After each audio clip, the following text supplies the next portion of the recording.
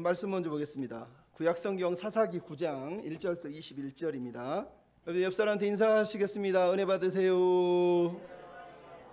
예, 오늘은 가시나무 인생의 비극이라는 제목으로 말씀 좀 나누겠습니다. 잠깐 기도하겠습니다. 사랑하는 주님, 이 시간에 말씀을 묵상합니다. 깨닫게 하시고 알게 하시고 아버지의 뜻을 분별하게 하여 주시옵소서. 연약한 것은 감추시고 주님만 홀로 높임을 받으시옵소서. 부탁하며 우리 구주 예수 그리스도의 이름으로 기도하옵나이다. 아멘. 2000년 5월 어느 날 미국의 한 농가 큰 들판에서 50대의 한 목사가 설교를 했습니다. 수많은 사람들이, 그중에 청년들이 이 목사님의 설교를 들으려 몰려왔습니다. 그런데 그때 이 목사님이 설교하는 내용이 이랬습니다. 3주 전에 저희 교회에 2명의 교인 루비와 로라라고 하는 여인이 서아프리카 카메룬에서 돌아가셨습니다. 루비는 80세가 넘었지만 독신으로 살았지만 평생 한 가지 일, 가난한 자에게 복음을 전하고 병든 자를 위로하며 살기 위해서 자기 인생을 바쳤습니다. 로라는 80세가 넘었고 의사였지만, 과부가 되었지만 루비 옆에서 함께 가난하고 어려운 사람들을 섬기며 평생을 살았습니다. 그러던 어느 날 자동차 전복사고로 두 사람이 죽은 것입니다. 그러면서 물었습니다. 여러분, 이 두 사람의 인생이 비극입니까? 수많은 사람들이, 그중에 청년들이 얘기했습니다. 아닙니다. 목사님이 말했습니다. 맞습니다. 비극이 아닙니다. 영광입니다. 왜냐하면 그들은 인생을 허비한 게 아니기 때문입니다. 이렇게 얘기를 했습니다. 그러면서 한마디를 했습니다. 제가 이제 비극에 대해서 알려드리겠습니다. 1998년 2월호 리더스 다이제스트를 펴서 거기에 써있는 내용을 읽었습니다. 펩과 페니는 노이스트 지역에서 하던 일을 그만두고 5년 전에 은퇴를 했다. 펩은 59세고 페니는 51세였다. 그들은 현재 플로리다주에서 살면서 10m짜리 트론선을 순항하면서 소프트볼을 즐기면서 조개 껍데기를 줍고 있다. 많은 사람들이 부러워하는 이 인생, 하지만 마지막 날에 우리가 다 하나님 앞에 섰을 때, 하나님이 너 살다가 뭐 했느냐라고 물어볼 때, 고작 우리가 한 위대한 일이 조개 껍데기 주셨습니다. 하나님 조개 껍데기 보세요.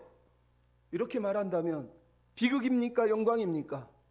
비극이라는 거예요. 그분이 말했습니다.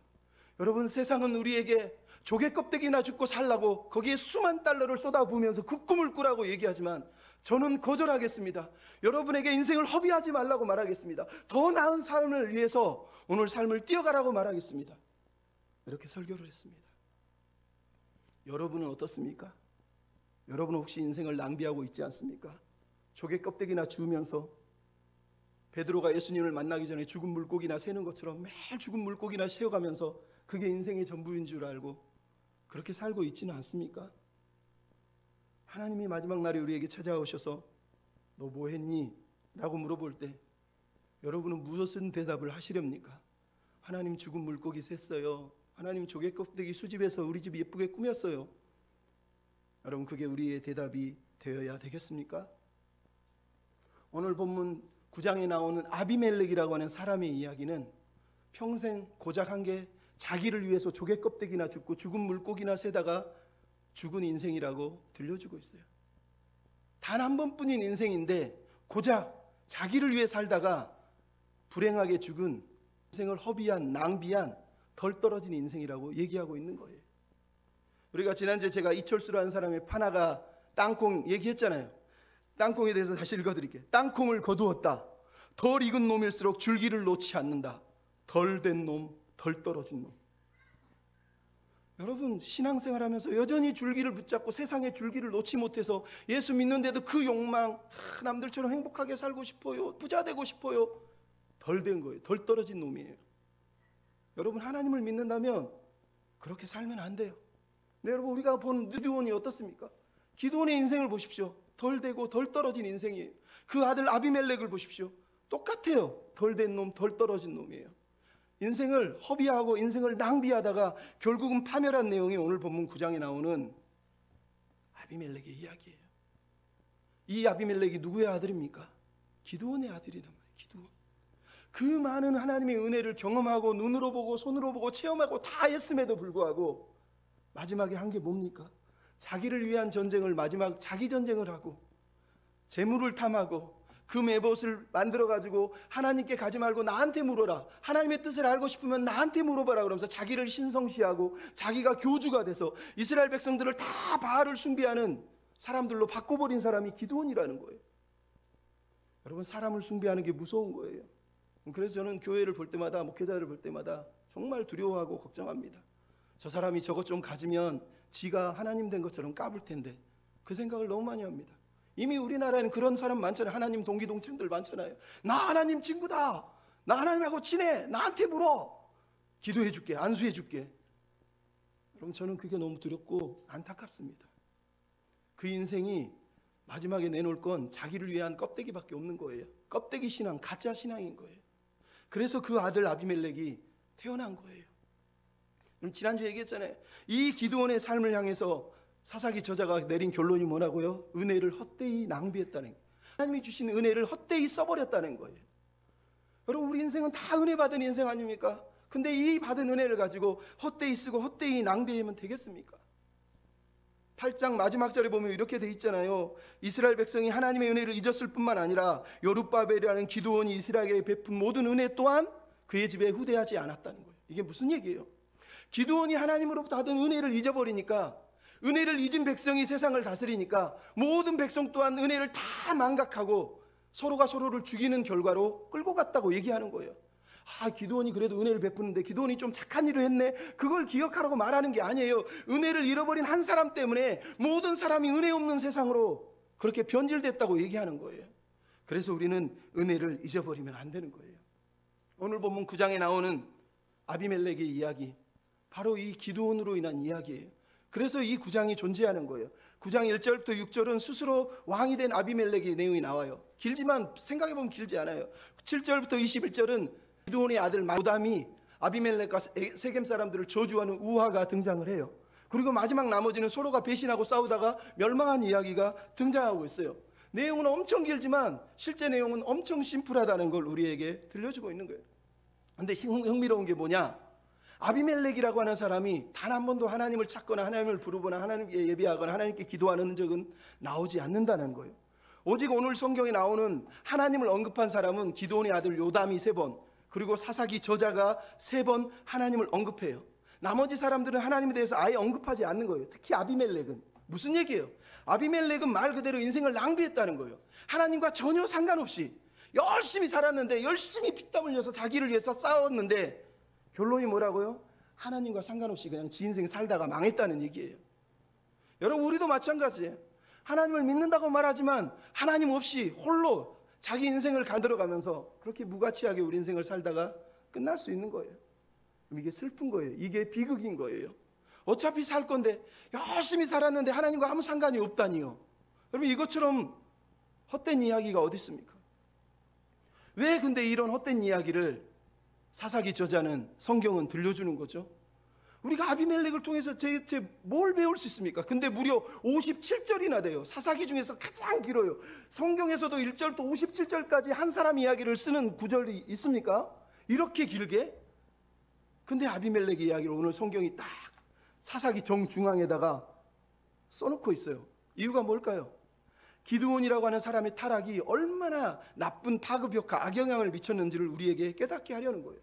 8장의 기드온은 종교를 사유화했다면 9장의 아비멜렉은 정치 종교를 사유화해서 자기 마음대로 주무르는 절대 권력이 돼서 타락했다고 얘기하는 거예요.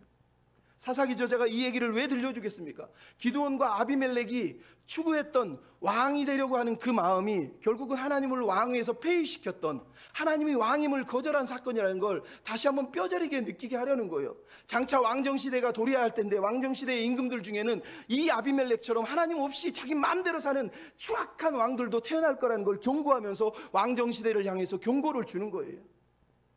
그래서 하나님이 왕이심을 잊지 말아야 된다는 걸 깨닫게 하라고 이 추한 사람의 이야기를 무려 57절이나 우리에게 들려주고 있는 거라니까요. 왜 굳이 이런 걸 읽습니까? 그냥 아비멜렉이 태어나서 망해서 죽었다 해도 되는데 57절이나 구구절절 그거 다 세밀하게 어떻게 망했는지까지 다 기록을 하고 있어요. 우리도 그렇게 하나님 없이 살다가 망할 수 있다는 거예요. 그래서 박영선 목사님이 사사기의 이 9장의 의미가 뭐냐 이렇게 얘기했어요. 네 인생의 정체가 무엇인지, 네 인생의 목적이 무엇인지, 너는 무엇에 만족하고 무엇에 항복하고 살아가는지를 깨달아라 라고 사사기 9장을 우리에게 들려준 것이라고 그분은 해석을 하더라고요. 여러분 맞습니다. 이 쓸모없는 이 허비한 인생을 낭비하는 아비멜렉의 이야기를 들으면서 우리는 생각해야 돼.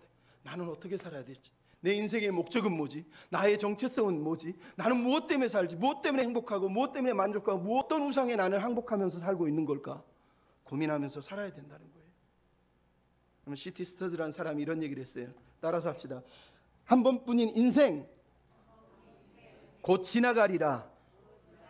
그리스도를 위한 일만 영원히 남으리라. 여러분 인생은 한 번뿐이에요. 나를 위해 평생 살다가 헛되이 보내든가 주님을 위해 살다가 주님 앞에 칭찬받든가 둘 중에 하나밖에 우리에게 남은 게 없어요. 그래서 오늘 우리는 아비멜렉의 이야기를 묵상하면서 인생을 낭비하지 않기 위해서, 삶을 허비하지 않기 위해서 우리는 어떤 마음, 어떤 자세로 살아야 되는지를 좀 같이 고민했으면 좋겠어요. 첫째, 따라서 합시다. 내 인생의 주인은 하나님이십니다. 인생의 주인은 하나님이라는 얘기예요. 나는 내 것이 아니라 하나님 것이라는 거예요. 즉 내 삶은 하나님의 꿈과 하나님의 비전과 하나님의 목적과 하나님의 계획에 의해서 움직여 나갈 때 가장 행복한 인생을 산다는 거예요. 하지만 내가 그분의 뜻을 거절하고 내 마음대로 뛰어갈 때 나는 열심히 살았고 나는 행복해 보이지만 사실 하나님과 상관이 없는 인생을 낭비한 삶을 사는 존재로 끝난다는 거예요. 여러분 그게 오늘 보면 아비멜렉의 이야기예요. 여러분 먼저 기드온이 불러온 악영향이 뭡니까? 가족과 민족을 다 타락시켰다는 거예요. 그 중에 하나가 그의 마지막 씨앗인 아비멜렉이에요. 오늘 보면 1절은 그가 뭐라고요? 스스로 왕이 되려고 했다고 1절 2절에 얘기하는 걸 보게 돼요. 여러분 사사기에서 자기 스스로 사사가 되거나 자기 스스로 왕이 되는 사람은 없어요. 심지어 기드온도 하나님이 불러서 세운단 말이에요. 근데 지금 이 사람은 뭐예요? 하나님은 상관없어요. 내가 사사가 되고 내가 왕이 돼서 내가 룰링을 내가 다스리겠다라고 스스로 결정을 했다라고 우리에게 얘기하는 거예요. 그래서 자기 고향, 자기 어머니의 고향인 세겜에 가서 세겜 사람 외가 친척들을 다 불러 모아서 그들을 회유하면서 70명 기드온 아들보다 나 한 명을 섬기는 게 더 유익하지 않냐. 그리고 바알 브릿 신전에서 은 70세겔을 받아서 기드온의 아들 70명을 처참하게 살해했다 하는 이야기가 1절부터 6절에 나오고 있어요. 그리고 왜 세겜이라고요? 아비멜렉의 어머니가 세겜 사람이에요. 근데 우리가 이미 8장에 보면 나오잖아요. 기드온에게는 많은 아내들이 있는데 아내라고 불렀는데 왜 아비멜렉의 어머니는 세겜의 첩이라고 부르냐는 거예요. 그 이유는 이미 기드온은 많은 아내를 둔 것 자체도 잘못이지만 첩이라는 단어는 아내로서 자격이 없다는 거. 무슨 얘기예요? 이방 여인이라는 뜻이에요. 이스라엘 여인이면 그나마 아내로 불러줄 텐데 이방 여인이기 때문에 첩이라고 불렀다는 거예요. 이게 아비멜렉의 슬픔이에요. 그는 70명의 기드온의 아들 사이에서 외톨이처럼 미운 오리씨처럼 살고 있는 거예요. 서자라고 하는 슬픔, 서자라고 하는 아픔, 나는 정통성을 갖지 못했다라고 하는 그 상처 때문에 분노하면서 자랐던 거예요. 그러다가 어느 날 참을 수 없어서 그 슬픔을 폭발해서 자기 외가 친척들을 회유하고 나 한 사람만 섬겨라. 기드온의 70아들이 무슨 의미가 있냐. 그러면서 그들을 처참하게 살해했다라고 오늘 본문이 얘기하고 있는 거예요.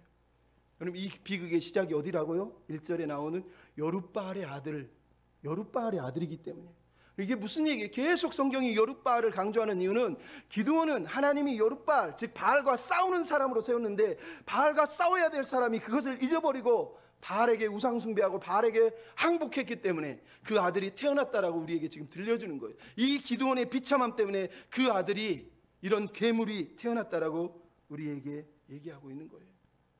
슬프지 않습니까? 왜 아들이 아버지를 보며 좋은 걸 못 배울까요? 아버지가 좋은 걸 안 보여주잖아요. 아버지 기드온의 세속적인 욕망을 어려서부터 보고 자랐어요. 70명의 아들 가운데서 내가 높임을 받을 수 있는 비결이 뭐야?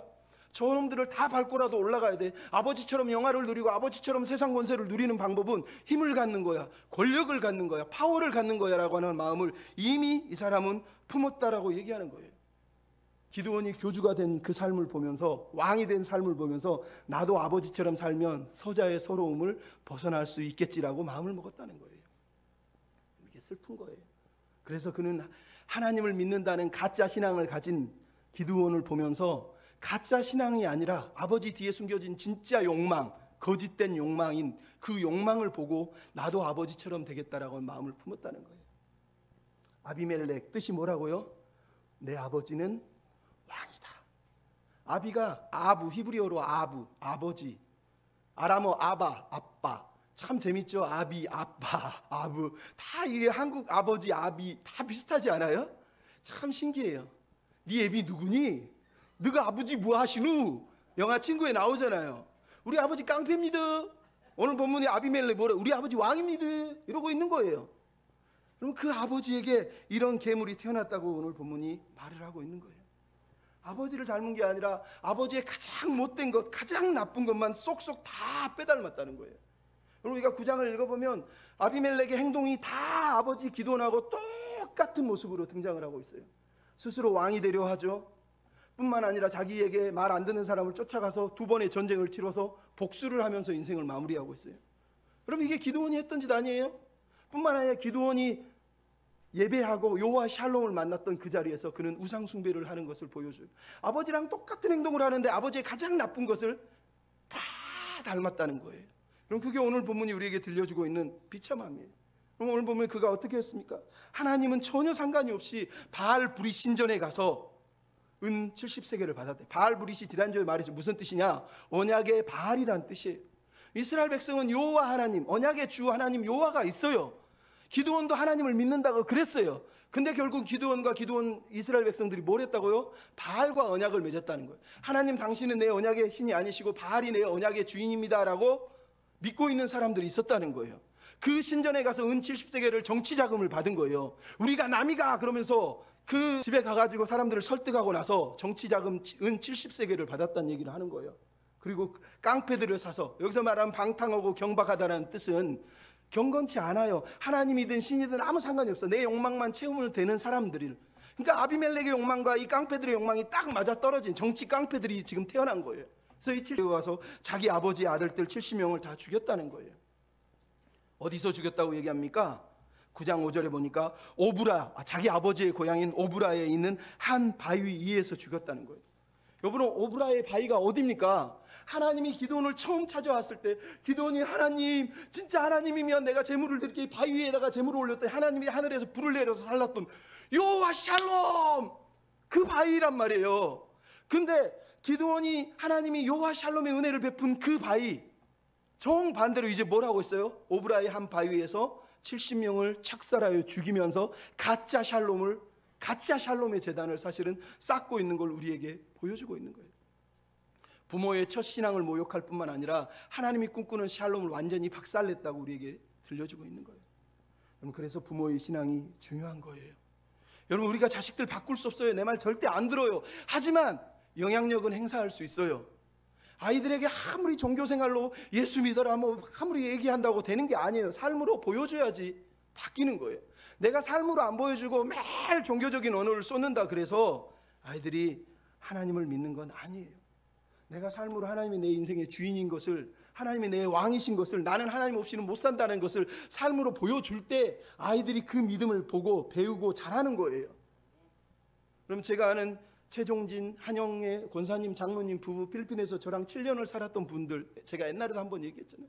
필리핀에서 그렇게 힘들게 살았는데요, 매일 주변에서 장로님 힘드시면 우리랑 사업하시죠? 안 해요. 왜? 죄 짓는 사업은 안 하는 거예요. 계속 빚은 늘어나고 힘드는데 안 하더라고요. 왜 안 하냐 그랬더니 하나님 앞에서 죄를 지을 수는 없잖아. 안 해요. 자녀들이 매일 엄마 우리는 왜 이렇게 힘들게 살아 우리 하나님 의지해야지. 이 아이들 데리고 늘 기도하고 예배해요. 나중에 아이들이 커가지고 엄마 아빠 만나서 그랬어요. 엄마 아빠, 진짜 엄마 아빠 신앙이 진짜인 걸 나는 알아. 그 어려운 시간을 믿음으로 이기는 걸 보고 나도 하나님을 정말로 믿고 신뢰하기로 했어. 고백을 하더라는 거예요. 삶으로 보여줘야 되는 거예요. 옛날에 제가 한번 들려준 지현호 선교사님 아십니까? 어려서부터 그냥 자기 아버지가 경찰이었는데 돌아가시고 자기 동생이 죽는 걸 보면서 하나님이 어딨어 하던 그 탕자가 되려던 그 인생을 하나님이 만나주셔서 변화시켜 주시고 캐나다의 선교사가 되게 하시고, 그 어머니의 신앙, 어머니가 늘 기도하면서 끌어안고 기도하고 날마다 기도하면서 이 아이를 붙들고, 그러면서도 누가 어려운 사람 있으면 가서 믿음으로 도와주는 걸 보면서 어머니의 신앙을 조금씩 배우면서 아들도 그걸 배워요. 재밌죠. 근데 어느 날 어머니하고 손자 그리고 손녀 샘하고 에스더 셋이 집에 앉아 있는데 아버지가 부흥의 인도차 멀리 갔어요. 근데 샘이 10살이고 손녀 딸은 한 8살인가 7살인가 밖에 안 되는데 갑자기 샘이 일어나더니 성경책을 막 들고 돌아다니라는 거예요. 그래서 너 왜 그러니? 할머니가 물어봤어요. 그랬더니 이 아이가 얘기합니다. 아버지가 그랬어요. 너는 이 집의 장남이니 네가 영적인 책임을 져야 된다. 아버지가 없을 때 네가 책임져야 된다 그랬어요. 그래서 저는 지금 말씀을 받고 있어요. 말씀을 받아? 깜짝 놀랐어요. 10살밖에 안 먹었는데. 그러더니 쪽 있다가 물어봤어요. 할머니가 무슨 말씀을 주시디? 그랬더니 사도행전 27장 하나님이 보호하십니다. 오늘은 이 말씀을 나누겠습니다. 그러더라는 거예요. 그러더니 앉아서 찬송가 2개를 부르고 할머니하고 손자 손녀가 같이 예배를 드리는데 이 아이가 설교를 하면서 어머니가 거기서 너무너무 많은 은혜를 할머니가 받으셨다는 거예요. 세상에. 이것도 놀라운데 어느 날은 할머니가 치매가 걸리고 어머니조차 병이 들어서 누워있고, 그래서 남편인 이 지현호 선교사님이 집에 와서 너무 걱정이 돼서 하나님 어떻게 합니까? 설거지를 하다가 여호와께 감사하라면서 찬양하면서 오히려 하나님을 찬양하고 있어요. 저기서 아들이 쌤이 자기 동생 에스더를 불러서 에스더 이리 와! 네. 아버지가 너 왜 그래? 그랬더니 아버지 우리 지금 위급한 가정의 위기가 닥쳤는데 제가 볼 때 아버지는 예배를 못 드릴 것 같으니까 우리 둘이 예배를 드릴 거예요. 그러더니 에스더 이리 와! 그러더니 앉혀놓고 우리 가정이 위기다! 같이 기도하자! 10살 먹었는데 어디서 그 신앙이 왔다고요? 할머니에게 아버지에게 본 그 신앙을 아이들이 본 거예요. 여러분 우리가 보여주지 않으면 가짜예요. 앞에서 아무리 떠들고 사랑 얘기해도 집에서 두드리고 때리고 볶고 절대로 변하지 않습니다. 여러분 오늘 보면 기도원의 이야기가 그거 아닙니까? 아버지의 마음이 진짜 믿음이 아니었으니까 그 아들이 아버지 뒤에 숨어있는 그 욕망을 본 거예요. 아 저게 세상의 힘이구나. 내가 권력을 가지면 많이 가지면 나는 행복해질 수 있구나. 그래서 그것을 신으로 섬기고 숭배해 버린 거란 말이에요. 여러분 이런 삶을 살면 안 됩니다. 여러분 오늘 보면 기드온과 아비멜렉이 추구하는 왕권에 대해서 그래서 하나님이 경고하고 있는 거예요. 하나님이 왕이시라는 걸 제발 깨달았으면 좋겠다라는 걸 말씀을 하고 싶으세요? 오늘 본문에 그래서 이야기의 중심이 뭐예요? 9장 6절에 나오잖아요. 뭐 2절부터 나오지만 세겜이에요. 세겜. 근데 6절에 재밌는 말이 나오죠. 세겜에 있는 상수리 나무 기둥 곁에서 아비멜렉을 왕으로 삼았다는 거예요. 여러분 이 단어가 무척 중요한 거예요. 왜 세겜입니까? 왜 세겜? 여러분 이게 중요한 거예요. 세겜은요 원래 아브라함이 하나님으로부터 부름을 받고 처음 가나안 땅에 들어온 곳이 창세기 12장 7절에 세겜이에요. 거기서 하나님을 만나고 제단을 쌓은 곳이 세겜이란 말이에요.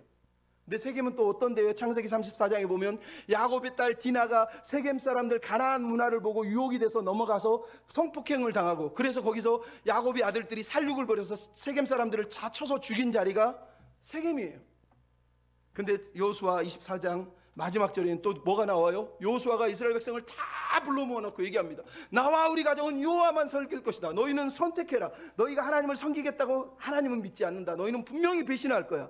그랬더니 백성들이 뭐라고 외칩니까? 아닙니다. 우리는 여호와를 섬기겠습니다. 너희가 이 일의 증인이다. 우리가 증인이 되겠습니다. 정말 너희가 하나님을 섬기려면 그 목소리에 청종하고 섬겨야 된다. 그랬더니 이스라엘 백성 또 얘기합니다. 우리가 모두가 여호와의 말씀을 청종하고 섬기겠습니다 라고 강력히 얘기합니다.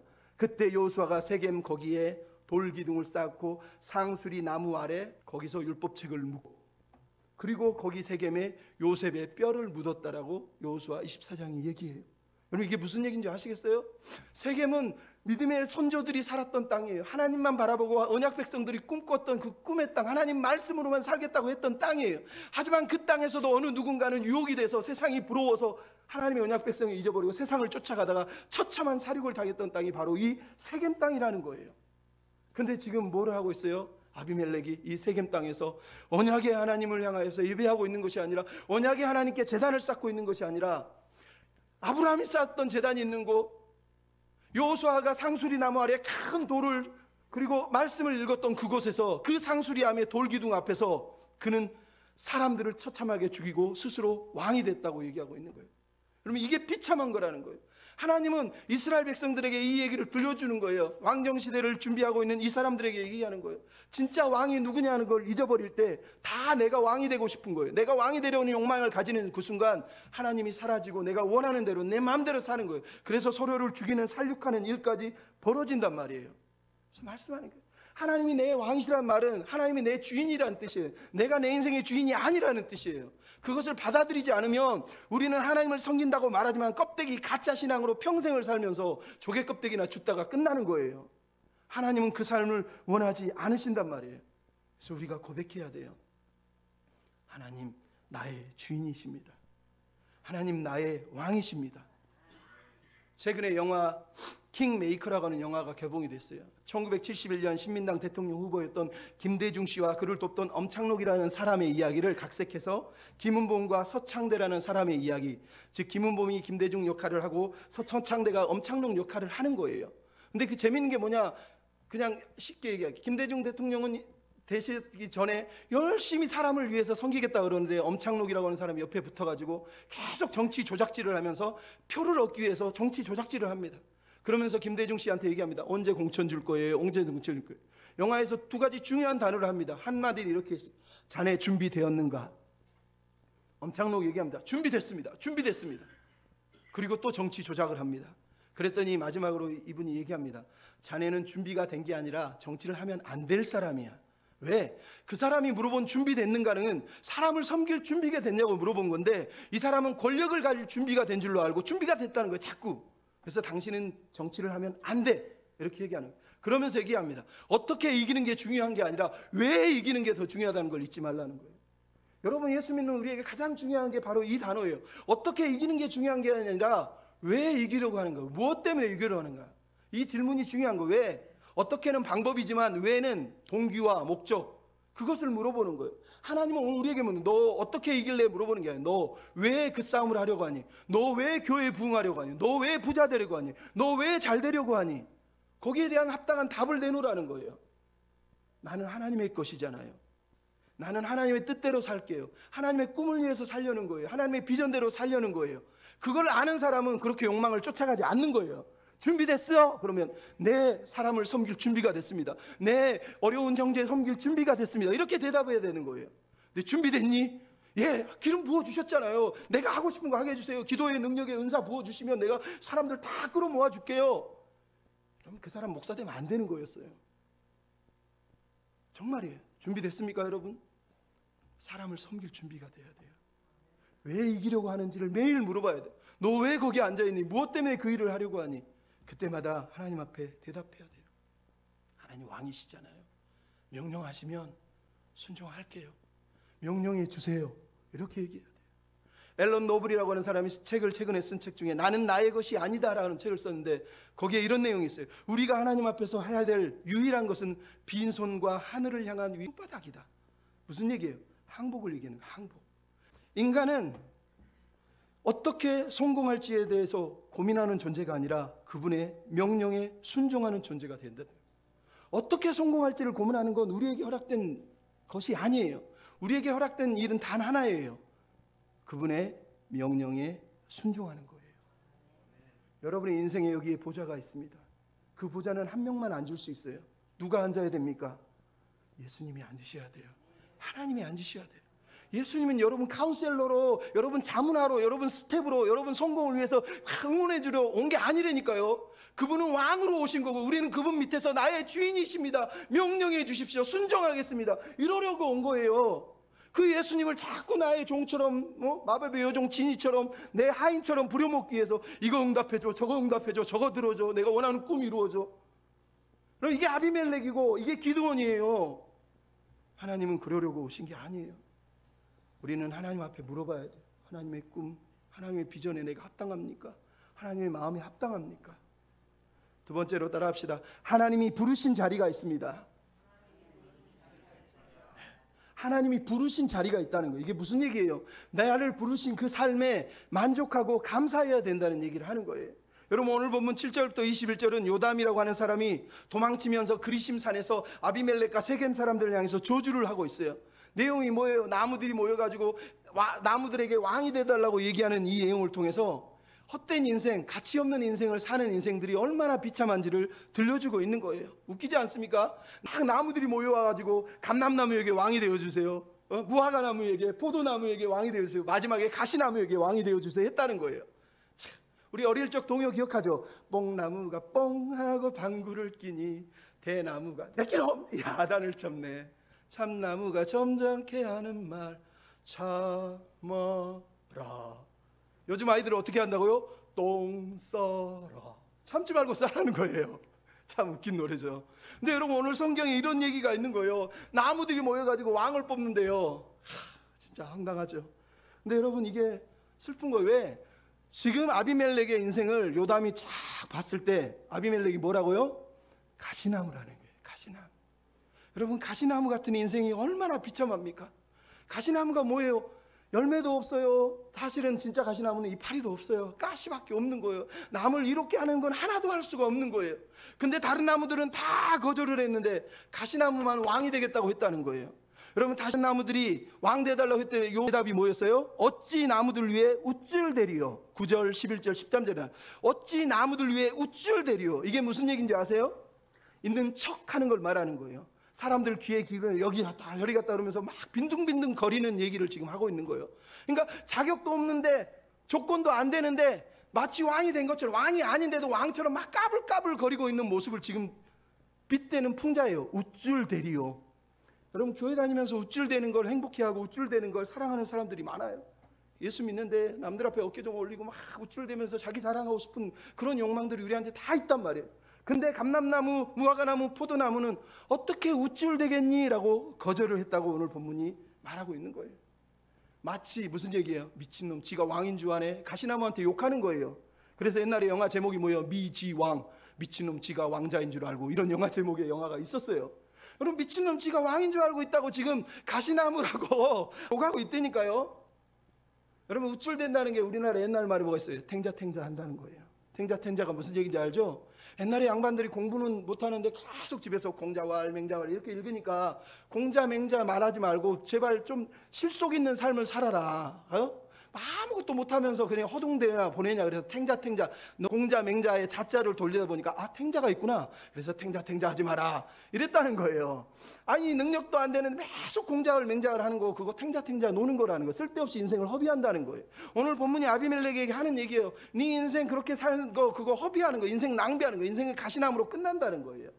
뿐만 아니라 이건 누구를 향한 저주예요? 세겜 사람과 밀로 사람을 향한 저주예요. 왜? 나무들이 가시나무에게 왕을 삼아달라고. 나무들이 그랬다네. 나무들. 이 나무가 누구예요? 세겜 사람들, 밀로 사람들이란 말이에요.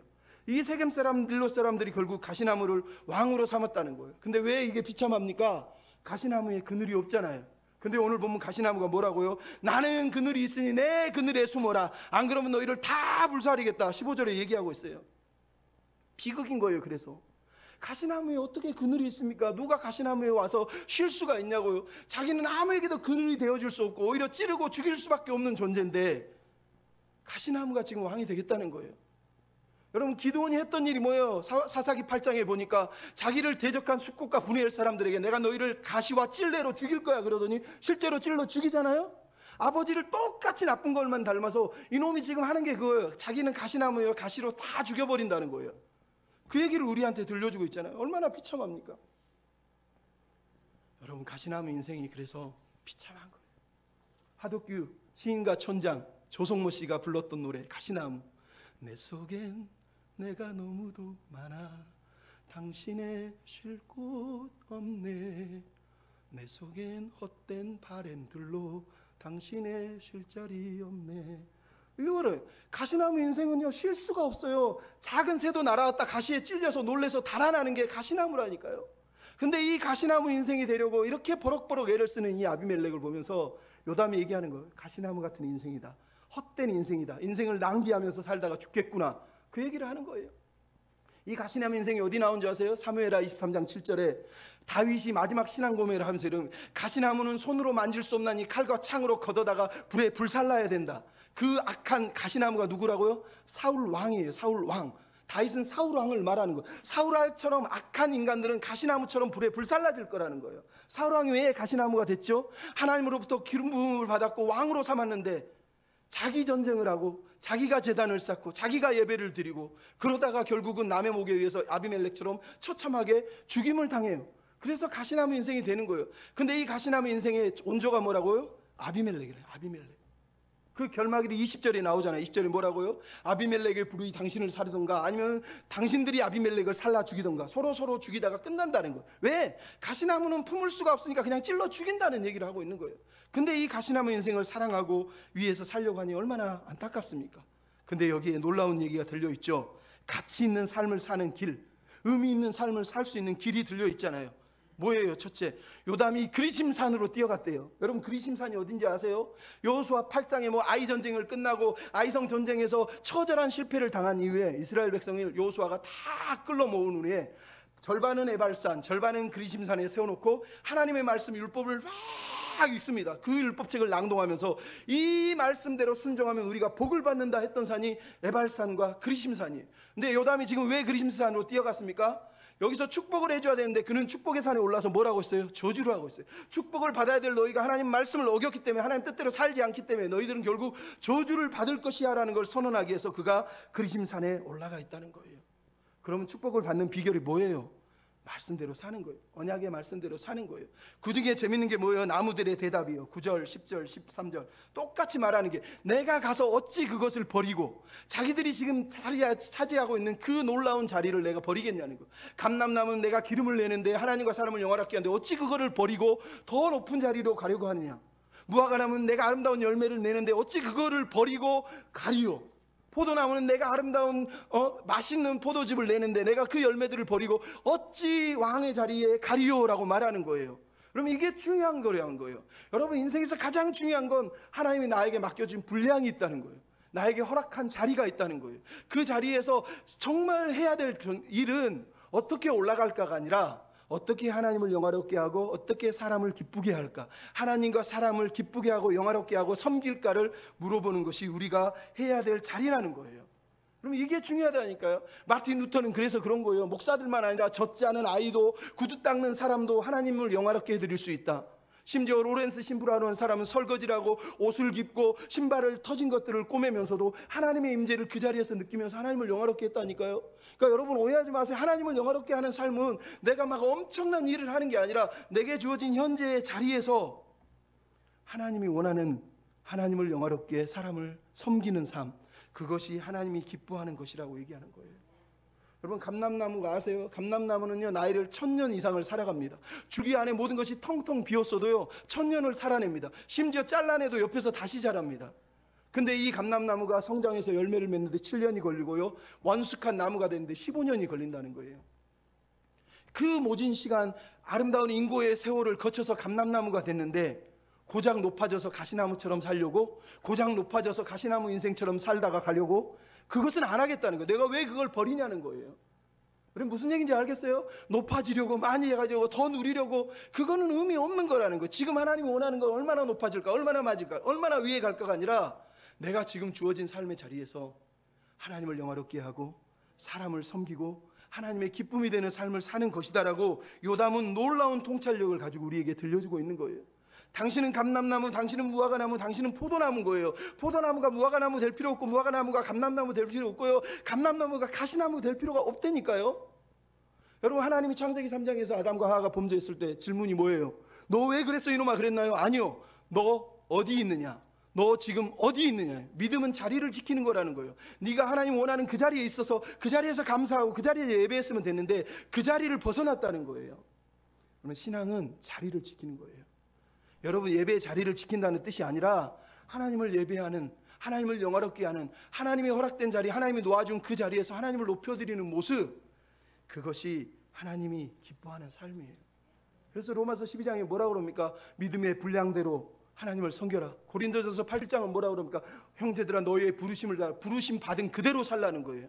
부르심 받은 그 자리에서 하나님을 섬기라고 얘기하는 거예요. 그럼 이게 하나님은 우리에게 원하시는 삶이에요.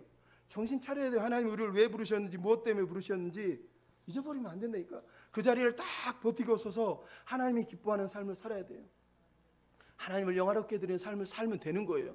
괜히 남들보다 비교하면서 나는 좀 더 높아지고 싶은데 내가 왕이 될 비결이 있구나, 가시나무처럼 나 높아질 수 있겠네, 그런 꿈을 꾸는 그 순간 그 사람은 이미 하나님의 영광에서 벗어나 버린 거라니까요. 잊지 않아야 돼요. 우리가 피겨 선수 중에 김혜리라는 선수가 최근에 피겨를 탁 마치고 세계 10위권 안에 들었어요. 다 피겨를 끝내고 들어오는데 코치가 들어오자마자 얼굴 뺨을 따다다닥 때렸어요. 사람들이 깜짝 놀라서 아니 뺨을 왜 때려? 선수가 잘하고 들어왔는데. 근데 나중에 뭐라고요? 어머니가 항상 그랬다는 거예요. 코치에게 이 아이가 혹시 교만해지면 정신 차리라고 뺨을 때려달라는 거예요. 이게 중요한 거예요. 누군가 아비멜렉이 뺨을 팍 때려야 돼. 정신 차리기 쉽다.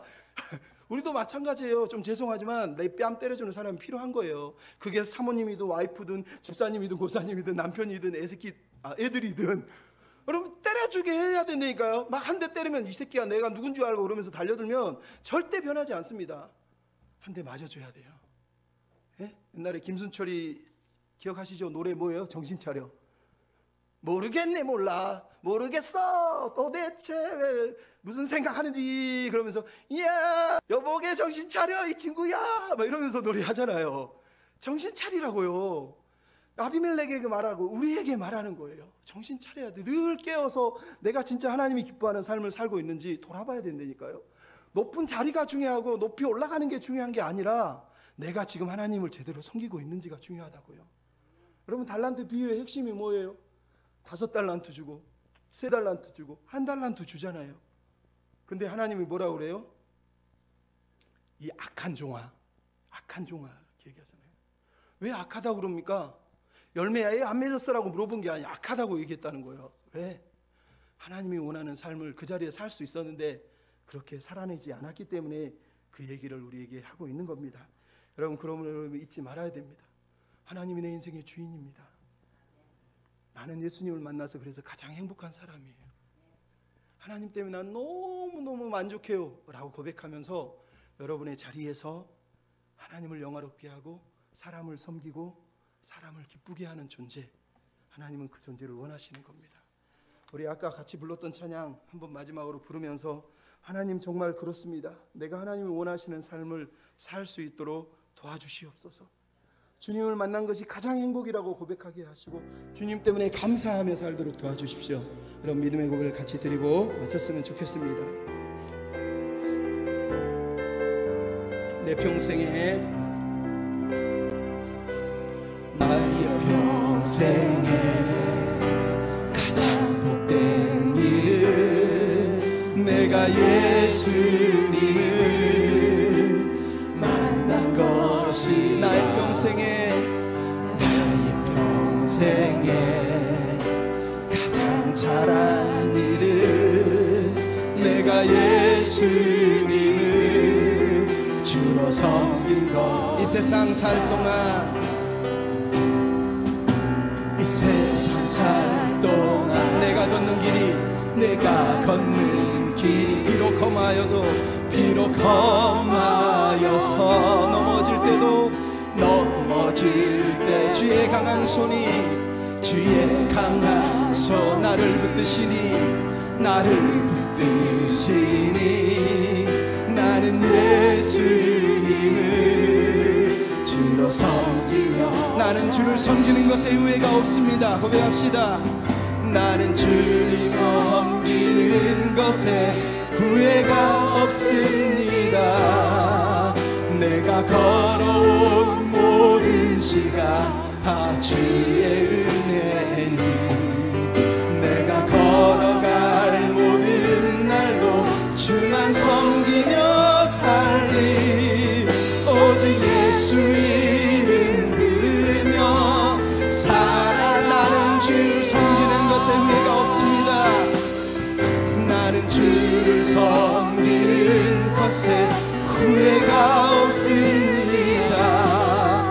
내가 걸어온 모든 시간 다 주의 은혜니 내가 걸어갈 모든 날도 주만 섬기며 살리 오직 예수 이름 부르며 우리 한번 더 부릅시다. 주를 섬기는 후회가 없습니다. 아버지 나는 주를 섬기는 것에 후회가 없습니다. 내가 걸어온 모든 시간 주의 은혜니 내가 걸어간 모든 날도 주만 섬기며 살리 오직 예수